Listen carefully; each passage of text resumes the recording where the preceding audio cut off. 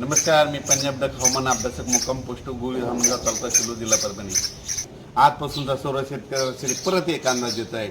मध्यरात्रीपर्यंत पालम तालुक्यामध्ये एक पावसाची शक्यता आहे, म्हणून तुम्ही शेतकऱ्यांनी हळदी झाकण्याची तयारी ठेवायची.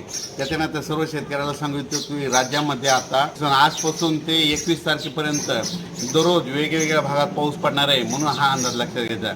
एकंदरीत परिस्थिती बघितली तर राज्यात आपण विभागवार बघू.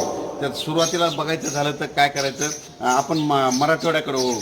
आता मराठवाड्याकडे म्हणजे आज 21 दरम्यान दररोज वेगवेगळ्या भागात 2 दिवस आल्याच्या नंतर परत 2 दिवसांना परत येणार पाऊस, म्हणून हे अंदाज लक्षात घ्यायचा. त्याच्यानंतर म्हणजे आता 18 एप्रिल 19 एप्रिल 20 आणि 21 दरम्यान आता सांगायचं झालं तर कोणत्या भागामध्ये सांगायचं जर झालं तर दक्षिण महाराष्ट्र, पश्चिम महाराष्ट्र, कोकणपट्टी ह्या भागामध्ये पाऊस पडणार आहे, म्हणून हे अंदाज लक्षात घ्यायचा.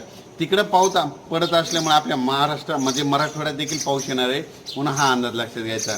राज्यात एकंदरीत परिस्थिती बघितली तर राज्यामध्ये आता म्हणजे 14 ते 21 एप्रिलचा पाऊस हा दक्षिण महाराष्ट्र, पश्चिम महाराष्ट्र आणि कोकणपट्टीमध्ये जास्त पडणार आहे, म्हणून हे अंदाज लक्षात घ्यायचा.